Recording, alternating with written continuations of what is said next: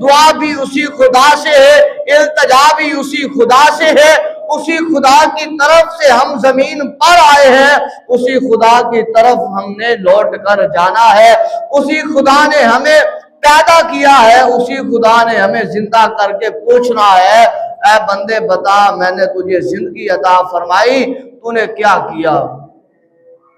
تو پتہ یہ چلتا ہے کہ ہر چیز کا خالق، مالک، رازق اللہ ہے، وہ واحد ہے، وہ یکتا ہے، وہ خالق ہے، وہ مالک ہے، وہ رحمان ہے، وہی رحیم ہے، وہی ستار ہے تو وہی غفار ہے، وہ کن کہہ کے زمینوں کو بنا دے، وہ کن کہہ کے آسمانوں کو بنا دے، وہ کن کہہ کر جنت کو بنا دے، وہ کن کہہ کر اس زمین کے اوپر دریاؤں کو بہا دے، وہی کن کہہ کر اس زمین کے اوپر سمندروں کو بہا دے، وہی کن کہہ کر یہ ساری کی ساری کائنات کو بنا دے، وہی خالق ہے، وہی مالک ہے، وہی رازق ہے، وہی جبار ہے، وہی قہار ہے، وہی ستار ہے، وہی رحمان ہے، وہی رحیم ہے،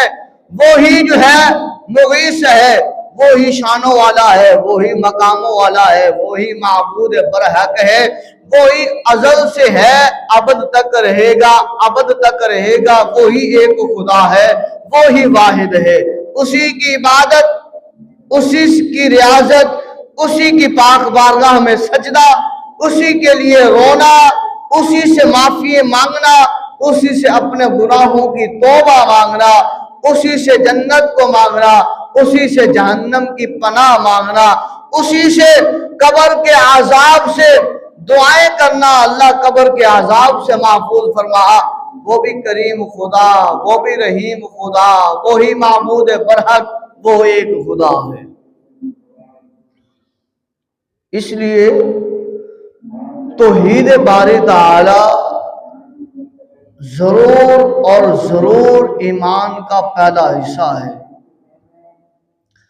آمنت باللہ، سب سے پہلے ہم کس پر ایمان لاتے ہیں؟ سب سے پہلے اللہ پر ایمان لایا جاتا ہے۔ آمنت باللہ، میں ایمان لایا کس پر؟